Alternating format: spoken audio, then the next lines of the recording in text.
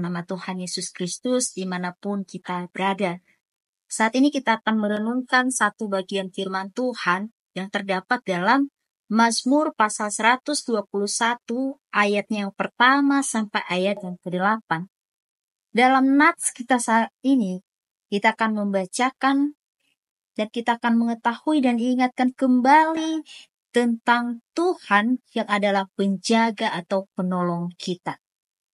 Mazmur 121 merupakan sebuah refleksi perjalanan hidup bersama dengan Tuhan, khususnya pada waktu itu oleh para peziarah Israel, di mana mereka melukiskan setiap pergumulan hidup mereka dengan berbagai fenomena yang mereka alami ketika pada waktu itu mereka kaum Israel yang tinggal jauh dari Yerusalem menuju ke Yerusalem di mana Bait Allah berada.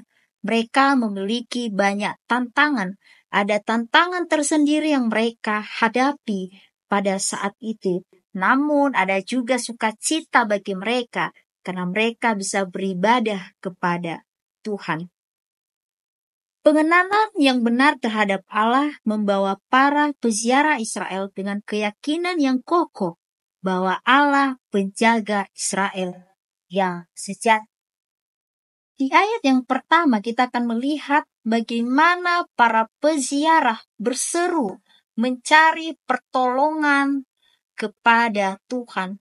Mereka melayangkan matanya ke gunung-gunung. Ayat pertama, melayangkan mataku ke gunung-gunung. Gunung pada zaman itu dilihat sebagai tempat Allah bertata, mewakili ketinggian, kekokohan, bahkan kestabilan. Jadi ketika pemazmur, para peziarah memakai kata gunung-gunung, menunjukkan bahwa mereka sedang mencari sumber pertolongan. Di ayat yang kedua, kita bisa melihat bahwa asal pertolongan mereka adalah dari Tuhan. Tuhanlah satu-satunya yang dapat menolong mereka, karena Tuhan pencipta segalanya, langit maupun bumi. Para peziarah, pemazmur mengungkapkan bahwa pertolongan mereka ialah dari Tuhan. Setelah mengetahui dan menyatakan siapa penolong, siapa penjaga mereka, maka ada penjelasan berikutnya. Bagaimana pertolongan, bagaimana penjagaan, bagaimana perlindungan Tuhan dinyatakan bagi orang percaya, bagi para peziarah, bahkan bagi kita saat ini. Ayat 3 sampai ayat 4 kita bisa melihat bagaimana penolong itu, bagaimana penjaga itu digambarkan seperti seorang gembala yang tidak tidur, melainkan senantiasa menjaga dombanya. Di ayat yang kelima sampai ayat keenam, penjaga digambarkan sebagai dia yang melindungi, dia yang tidak terlihat, tetapi selalu ada di sepanjang waktu. Dia sumber perisai dan sumber kemenangan yang melindungi umatnya.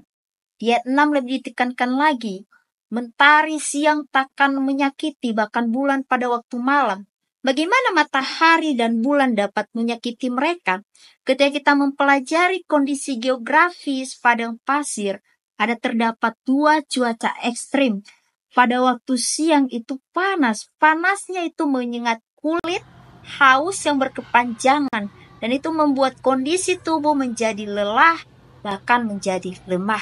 Dan dingin itu memberikan gambaran, menggunakan gambaran bulan, di mana bulan itu suasana yang dingin membeku, tidak dapat beristirahat dengan tenang, bahkan berjuang dari hewan buas. Kondisi ini tidak menyakiti mereka, sebab Tuhan menjaga mereka, Tuhan perisai mereka, dan Tuhan kemenangan yang selalu melindungi mereka.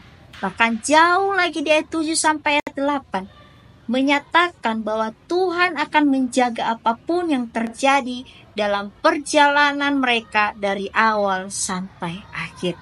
Begitu juga kita sekalian yang hadir pada saat ini, yang bahkan yang mendengar firman Tuhan dimanapun berada, kita juga harus percaya, mengimani, dan kita harus tahu bahwa Tuhan tidak akan meninggalkan kita, melainkan Dia penjaga kita, penolong kita, terlebih ketika kita menjalani kehidupan kita di dunia ini yang terkadang penuh dengan tantangan.